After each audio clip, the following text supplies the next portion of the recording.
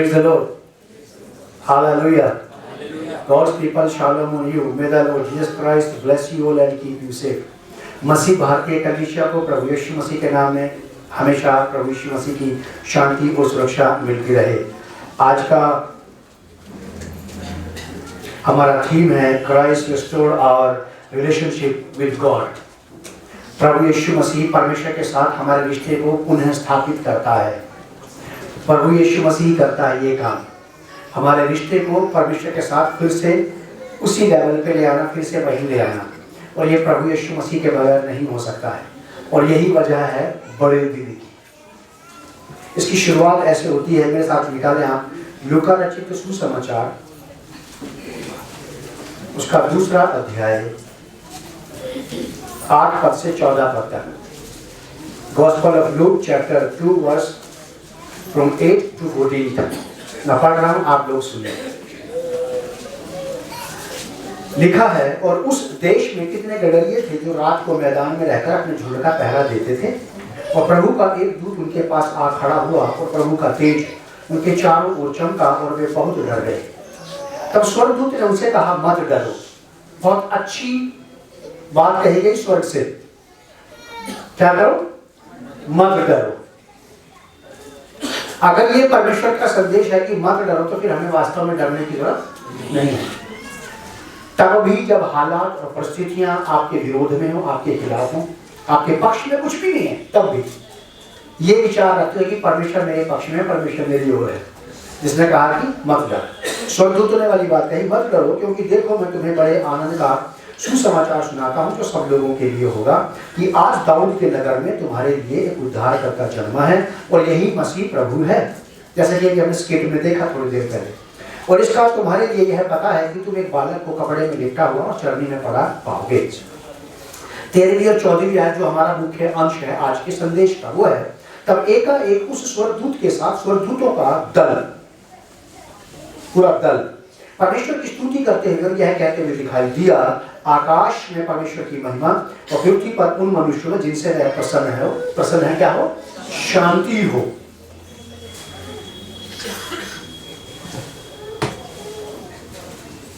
दो बातों के ऊपर मैं बात करूंगा। प्रभु यीशु मसीह की पैदाइश के समय पे 2 उत्तम बातें स्वर्ग से हमारे लिए पहुंचाई गई। पहली स्तुति और दूसरी शांति। और यीशु मसीह से पहले ये दोनों ही चीजें मनुष्य की लाइफ में नहीं थी। परमेश्वर ने मनुष्यों की सृष्टि की,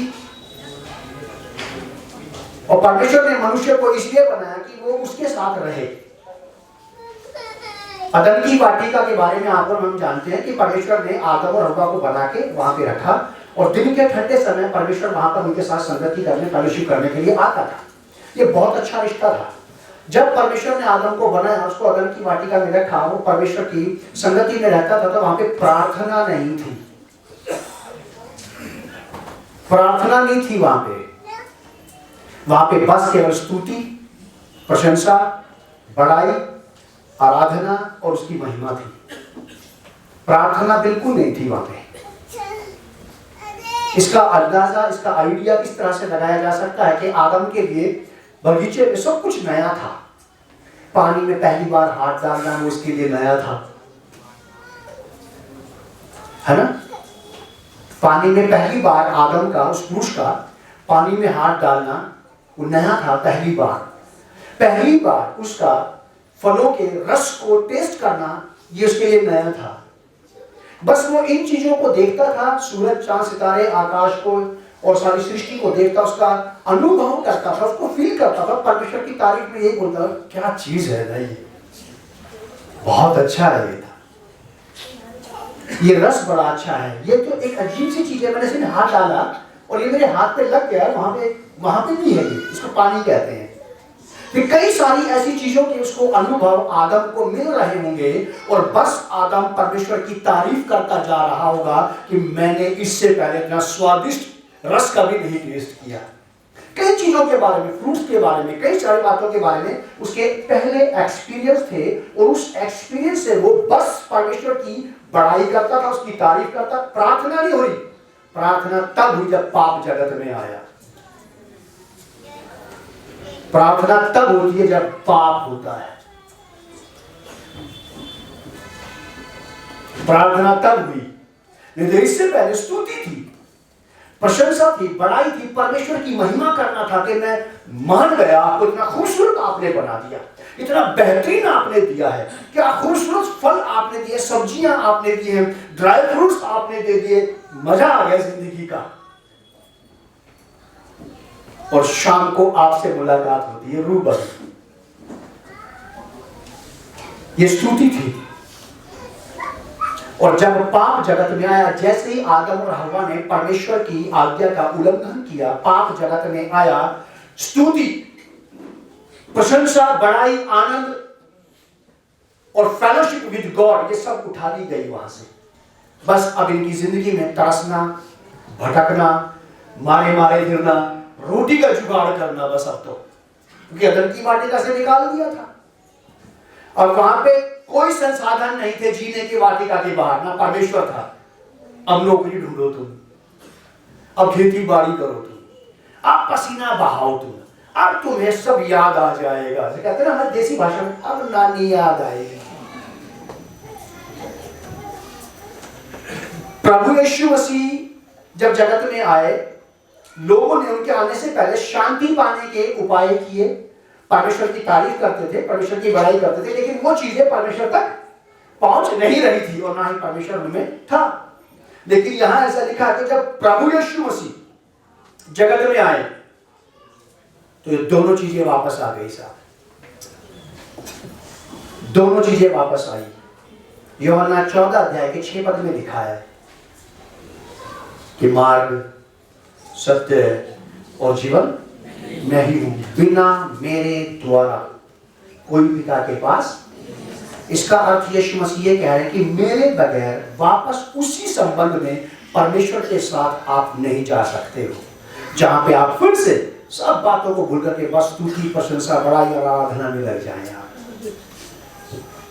ये प्रभु यीशु मसीह की वजह थी आने की। यहां लिखा है 13-14 आयत, तब एकाएक उस स्वर्गदूत के साथ स्वर्गदूतों का दल परमेश्वर की स्तुति करता हुआ, उसके बढ़िया कामों के लिए, उसके बेहतरीन कामों के लिए, उसके बड़े कामों के लिए, उसके अच्छे कामों के लिए, उसके सुंदर कामों के लिए, अपने लिए, मनुष्यों के लिए परमेश्वर ने यीशु मसीह को भेज दिया। वो स्वर्गदूत परमेश्वर की इस बात के लिए क्या कर रहे थे? स्तुति। और यीशु मसीह के जन्म के बाद ही स्तुति पृथ्वी पर वापस आई है, वरना लोग प्रार्थनाओं में ही फंसे हुए थे, सैक्रिफाइस, बलिदान करने में ही फंसे। देखा पुराने नियम में, बलिदान पे बलिदान, बलिदान पे बलिदान, प्रार्थनाओं पे प्रार्थना, बलिदान पे बलिदान। उसके बाद उनके जीवन में चैन, विश्राम और शांति नहीं थी। लेकिन प्रभु यीशु मसीह का जन्म इस प्रकार से हुआ, जब वो आए, पैदा हुए, तो उस चीज को वापस ले आए जो मनुष्यों के हाथ से चली गई थी, छिप गई थी उसके हाथ से। परमेश्वर के साथ संबंध बिगड़ गया, अब स्तुति नहीं है, अब तो प्रार्थनाएं हैं, क्योंकि जीवन जीना है। सुबह से शाम तक पूरे घर परिवार के लिए रोटी का जुगाड़ करना है, सुबह ही प्रार्थना करनी है, प्रभु हमारी रोज की रोटी आ जाए। और स्तुति नहीं हो रही, प्रभु तेरा धन्यवाद, प्रभु तू बहुत बड़ा, तूने नया दिन दिया, तूने सूरज दिखाया, तूने प्रकाश दिखाया, प्रभु महिमा हो तेरी कि तूने मुझे जिंदा रखा है। अब प्रार्थना हो रही है, बस प्रभु किसी तरह से आज का दिन कट जाए। लेकिन प्रभु यीशु मसीह जब दुनिया में आए तो वापस उसी बात को लेकर के आए जो हमारे जीवन से चली गई थी, स्तुति करना।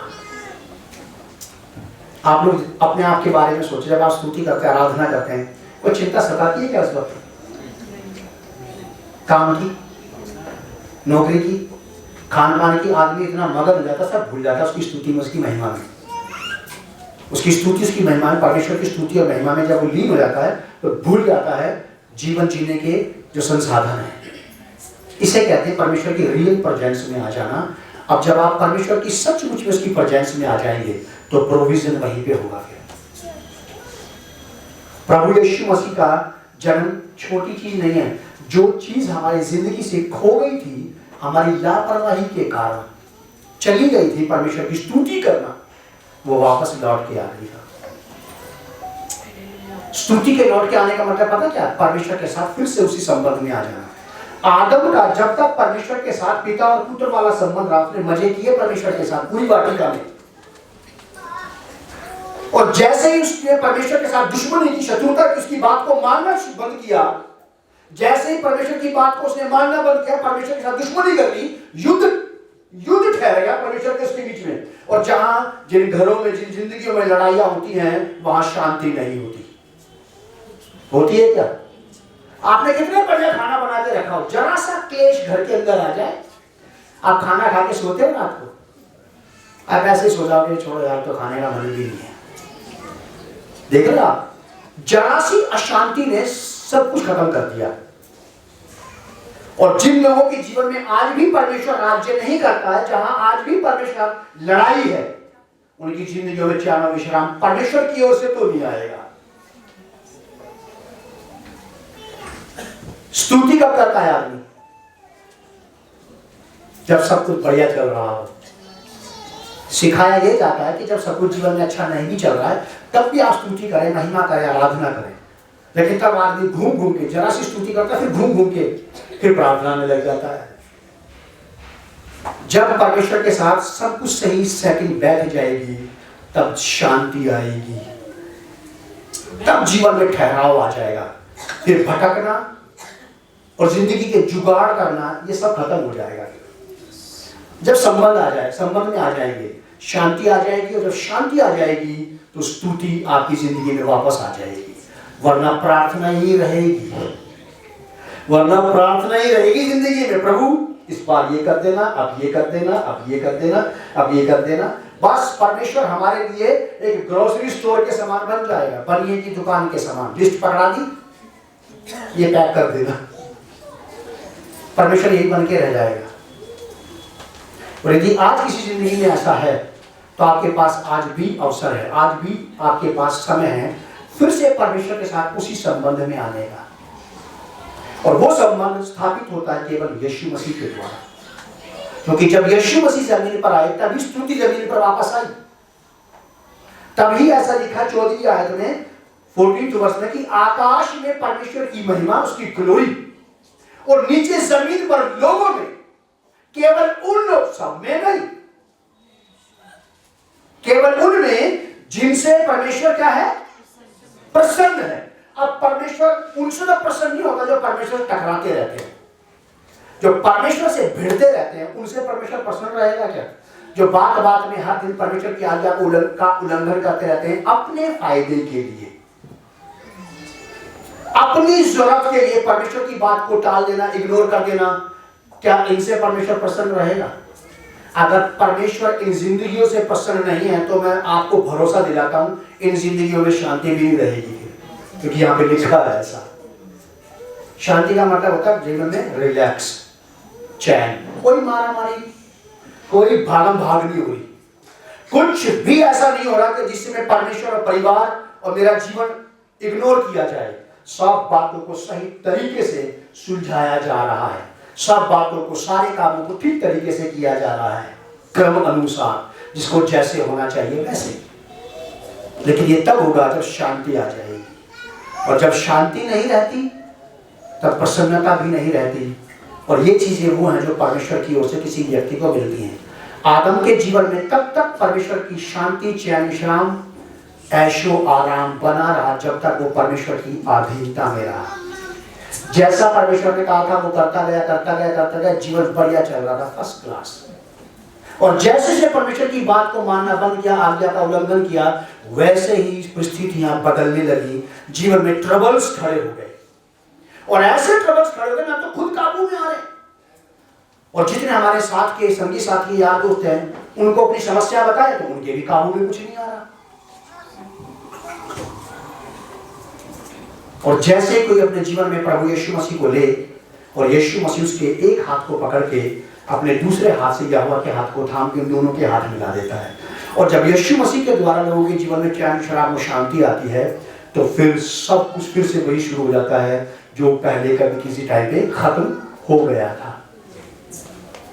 आदम कहां से गिरा है? आदम का कौन सा रिश्ता परमेश्वर के साथ समाप्त हुआ? प्रभु यीशु मसीह यहाँ किसी का धर्म बदलने नहीं आए, ना किसी की जाति, ना किसी का नाम, ना किसी का कुल गोत्र बदलने आए। वो इसलिए आए हैं कि जो परमेश्वर की तितर बितर संतानें हैं, जो परमेश्वर से विमुख हो गए, जो परमेश्वर से जुदा हो गए, उनको लेकर के परमेश्वर के पास पहुंचाए, ताकि उनके जीवनों में फिर से परमेश्वर के साथ मिलकर के वही चैन और विश्राम, शांति आ जाए जो परमेश्वर से मिले बगैर नहीं थी। जिन जिंदगियों में, जिन जीवनों में युद्ध होगा, वहां शांति नहीं रहती है, सीधी सी बात है। और जो जीवन, जो लोग, जो स्त्री पुरुष परमेश्वर से टकरा रहे हैं, जो परमेश्वर से लड़ रहे हैं, शांति आएगी क्या? कभी नहीं आएगी। जब युद्ध समाप्त हो जाएगा तब शांति आएगी। और युद्ध समाप्त कैसे होता है? प्रेरितों के काम की किताब, उसका 3रा अध्याय 19वीं आयत। बहुत पसंद है मुझे ये वाला पद, मेरा बहुत पसंदीदा आयत है ये। Book of Acts chapter 3 verse 19 लिखा है कि इसलिए मन फिराओ और लौट आओ कि तुम्हारे पाप मिटाए जाएं। तुम्हारे पाप मिटाए जाएं, यहां कोमा है। जब तक पाप मिटाए नहीं जाएंगे तब तक कोई भी व्यक्ति, मैं भी, अपने जीवन में परमेश्वर से चैन, विश्राम और शांति पाने की आशा लगाना समझदारी नहीं है।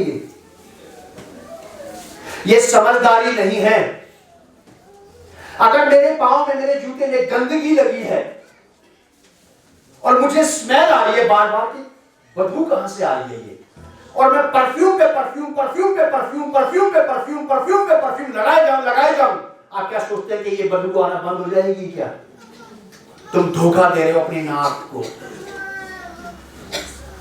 तब तक तुम बार बार परफ्यूम लगाते रहोगे जब तक तुम अपना जूता साफ नहीं कर लोगे।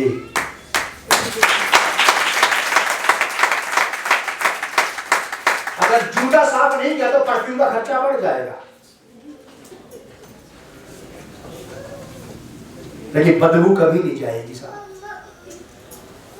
मुझे पाँव ही साफ करके आना पड़ेगा, तब पूरी तरह से वो बदबू मेरे पास से चली जाएगी।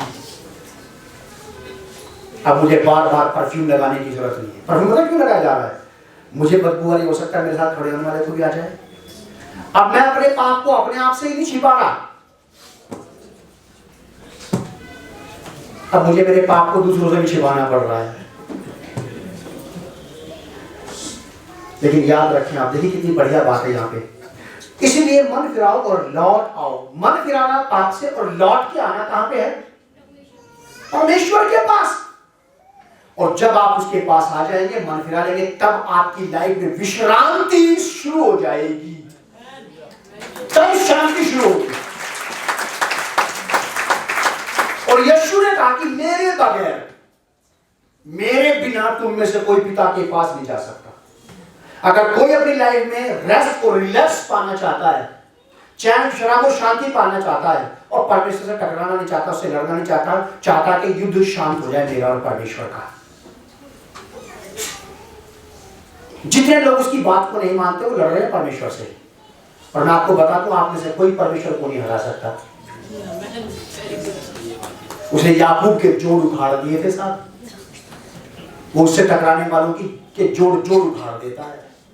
तो अगर आप नहीं चाहते कि आपको लंगड़ा के चलना पड़े, अगर आप नहीं चाहते कि आपके जीवन में कोई ऐसी चीज शुरू हो जाए जो बर्दाश्त के बाहर हो जाए, तो मैं आपको सही सलाह देता हूं, शांति के साथ लौट आइए परमेश्वर के पास, और जो रिश्ता बिगड़ गया है उसे फिर से स्थापित कर लें, ताकि विश्रांति शुरू हो जाए, रिलैक्स आ जाएगा लाइफ में, ट्रबल्स खत्म हो जाएंगे, मारा मारी, भागा भागी सब समाप्त हो जाएगी।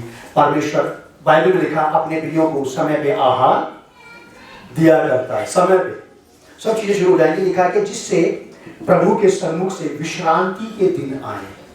एक बात परमेश्वर के साथ पैचअप हो जाए, मुकदमा खत्म हो जाए, परमेश्वर का लड़ाई खत्म हो जाए, तारीख को बजाना बंद हो जाएगा। एक बार परमेश्वर के साथ शांति आ जाए, युद्ध समाप्त हो जाएगा। अब परमेश्वर मेरा शत्रु नहीं रहा, अब वो मेरा पालनहार हो गया है।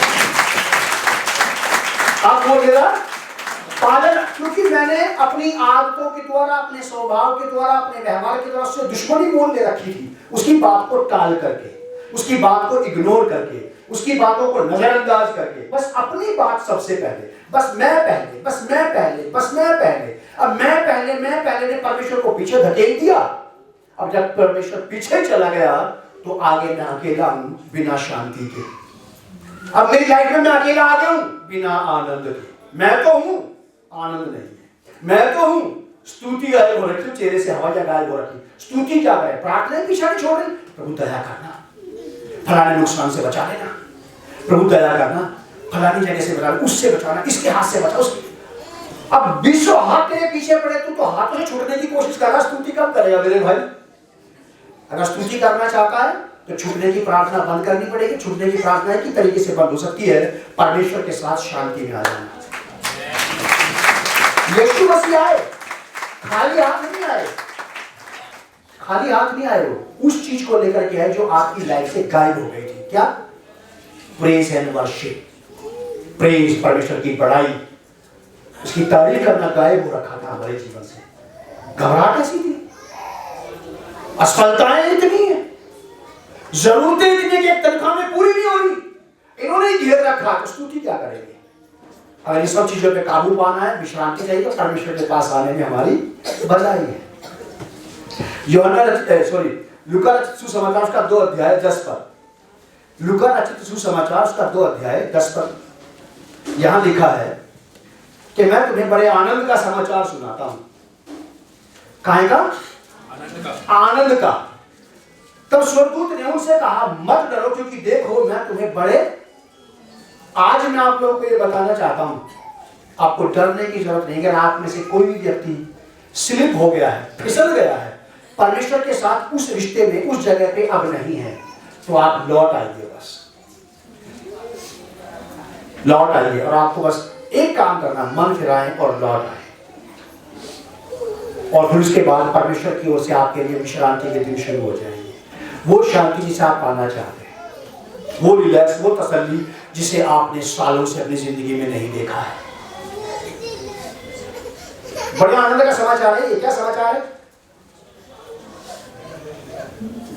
क्या आपके बैंक में, आपके खाते में ब्याज 2% बढ़ गया है?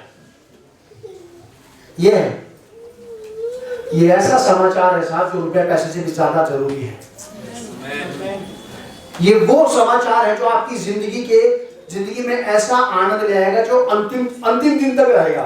फिर चाहे शेयर घट रहे हैं, शेयर बढ़ रहे हैं, फिर चाहे ब्याज घट रहा है, ब्याज बढ़ रहा है, ब्याज लगा है, नहीं लगा है, ये उसका आनंद नहीं है। ये तो उसका आनंद है कि प्रभु यीशु मसीह मेरे जीवन में आ गया। कह रहा है कि मैं तुम्हें बड़े आनंद का समाचार सुनाता हूं, और ये सब लोगों के लिए होगा। यीशु मसीह जब आ जाएंगे तो जब यीशु मसीह लाइफ में आएंगे, वो परमेश्वर के साथ हमारा रिश्ता सही बना देंगे, टूटे बिगड़े हुए रिश्ते को सही कर देंगे। और जब रिश्ता सही हो जाएगा फिर सब कुछ सही लाइन पे आ जाएगा। यूहन्ना रचित सुसमाचार का 14वां अध्याय 6ठी आयत में ऐसा लिखा है, प्रभु यीशु मसीह ने कहा कि मार्ग, सत्य और जीवन में ही हूँ, बिना मेरे द्वारा कोई पिता के पास नहीं जा सकता। हम में से कोई भी व्यक्ति परमेश्वर के साथ अपना रिश्ता सही करना चाहता है तो उसे बस केवल प्रभु यीशु मसीह को पुकारने की आवश्यकता है कि प्रभु यीशु मसीह आप मेरे जीवन में आ जाओ। जिसने अभी तक प्रभु यीशु मसीह को अपने जीवन में नहीं लिया है, अगर किसी ने ले लिया, लेने के बाद भी बिगड़ गया है वो, तो आज भी उसके पास अवसर है कि प्रभु आप यही हैं। प्रभु यीशु मसीह गए नहीं आपको छोड़ के, वो है वहीं आपके जीवन में। बस आपने यीशु मसीह को चुप करके बैठा रखा है, तो तू नहीं बोलेगा, मैं ही बोलूंगा बस। जिस दिन आप प्रभु यीशु मसीह को अपने जीवन में मुंह खोलने का मौका दे देंगे, अवसर देंगे, फिर वो आपसे अपने वचन के द्वारा से बातें करेगा, आप उसकी बात मानेंगे और आपका परमेश्वर के साथ रिश्ता सुधरता चला जाएगा। जिन जिंदगियों में परमेश्वर को, यीशु मसीह को चुप करके बैठा रखा है, बोलने नहीं दिया जा रहा यीशु मसीह को अपनी जिंदगी में, हम बोलेंगे। हमारी ये चिंता, हमारी ये फिक्र, हमारी ये परेशानी, हमारी ये दिक्कत, हमारी तकलीफ, हमारा ये काम, हमने यीशु मसीह को बोलने ही नहीं दिया कई सालों से। लेकिन जब अगर किसी ने प्रभु यीशु मसीह को अपनी जिंदगी में ले रखा है और उसने कहीं पे यीशु मसीह को चुप करके बैठा रखा है, तो आज आपके पास अवसर है ये कहने का, प्रभु बोलिए, मैं सुनने को तैयार हूं। और जैसे आप इतने विनम्र होंगे, इतने शांत होंगे, परमेश्वर की शांति आपकी लाइफ में शुरू हो जाएगी। लौट आए, पापों से मन फिराएं, ताकि विश्रांति के, देखा कि परमेश्वर के सम्मुख से विश्रांति के दिन आए। स्तुति परमेश्वर के घर से वापस आई। यहाँ पे परमेश्वर ने इसको उठा लिया था। स्तुति को, आनंद को, प्रशंसा को, बड़ाई को, आराधना को, सब गायब हो गए थे। बस प्रार्थनाएं, प्रार्थना ही प्रार्थना रह गई थी पूरे पुराने नियम में। बलिदान ही बलिदान रह गया था। इस पाप का बलिदान, उस पाप का बलिदान, इस गलती की माफी, उस गुनाह की माफी, बस यही रह गया था। और जब यीशु मसीह आए तो स्तुति फिर से वापस आई, फिर से स्तुति वापस आ गई। स्तुति का मतलब है एक संबंध। अब पाप का बोझ हमारे पर नहीं रहा। अब हम आनंद से नाचते गाते, खाते पीते और खुश रहते हैं।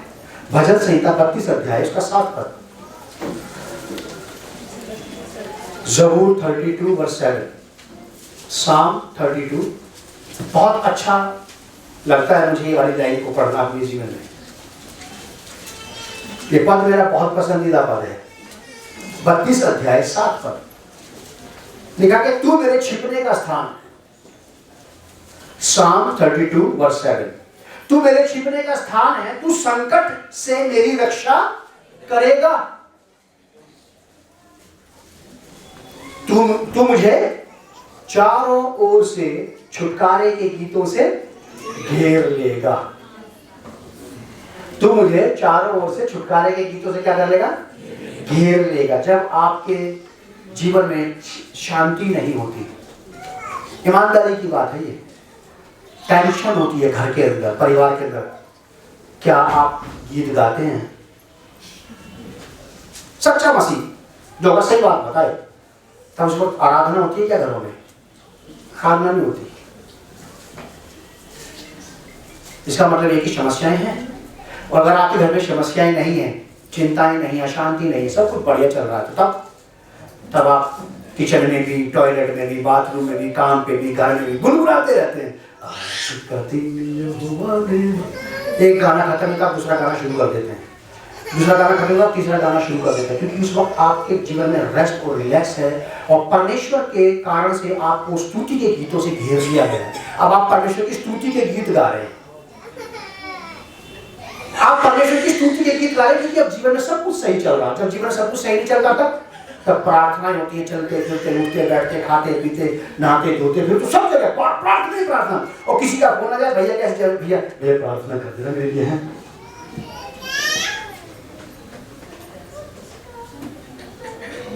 भजनकार कह रहा है कि तू मुझे चारों तरफ से स्तुति के गीतों से क्या कर लेगा? तू मेरे जीवन में ऐसा समय ले आएगा कि प्रार्थना कम, स्तुति ज्यादा होगी। और अगर प्रार्थना भी हुई तो बस केवल तेरी महिमा के लिए होगी, तेरे राज्य की बढ़ोतरी के लिए होगी, तेरे राज्य के विस्तार के लिए होगी, और बहुतों को तेरे पास ले आने की और तुझे बहुतों तक ले जाने की प्रार्थनाएं होगी। वो प्रार्थनाओं का भी रूप बदल जाएगा। अब मांगने खाने वाली प्रार्थनाएं नहीं रही हमारी बस। यीशु मसीह ने कहा कि जब तुम बुरे होकर अपने बच्चों को अच्छी वस्तुएं देना जानते हो तो तुम्हारा स्वर्गीय पिता अपने मांगने वालों को अच्छी वस्तुएं क्यों नहीं देगा? बस जस्ट मांगना है, गिड़गिड़ाना नहीं है। प्रभु प्लीज, प्रभु प्लीज, प्रभु प्लीज, प्लीज के चट्टे नहीं लगाने, ये तो बोला ही नहीं। बोला कि बस तुम मांगो मत देगा, आपको बोलना है कि दीजिए, वो बोलेगा कि ये लो, तो आपको स्तुति के गीतों से घेर लेगा। आपकी लाइफ में स्तुति फिर से वापस आ जाएगी अगर यीशु मसीह आया तो। अगर यीशु नहीं आया तो स्तुति वापस नहीं आएगी। फिर चाहे आप कलीसिया में एक लड़की छोड़ 20 लड़कियों का नाम स्तुति रख दो, उससे स्तुति नहीं आएगी। स्तुति तो यीशु मसीह के साथ रिश्ते बढ़ाने से आएगी, क्योंकि स्तुति को वापस यीशु मसीह लेके आया, क्योंकि स्तुति पाप के कारण से हटा ली गई थी। जब पाप जगत में आया तो प्रार्थनाओं के चट्टे लगे, प्रार्थना का रूप बदलता गया, अब इस बात की प्रार्थना, उस बात की प्रार्थना। और जब पाप ही मिट गया, विश्रांति आ गई, तो क्या स्तुति के गीतों ने चारों तरफ से घेर रखा है। अब तो सुबह से शाम तक मुंह बंद नहीं होता स्तुति के गीत गाते गाते। तो आज भी हमारे पास अवसर है, हम अपनी दिशा और दशा को बनाने और बिगाड़ने के खुद जिम्मेदार हैं। हर एक मसीह विश्वासी जिसने प्रभु यीशु मसीह का नाम ले लिया है, अगर वो यीशु मसीह को इग्नोर करता है, मैं लिख के दे सकता हूं ये वाली बात, उसके जीवन से चैन और विश्राम खत्म हो जाएगा, रेस्ट भी रहेगा, मारा मारी रहेगी लाइफ में। देख लेना आप कभी भी फोन करो, भैया काम, भैया घर में नहीं हो।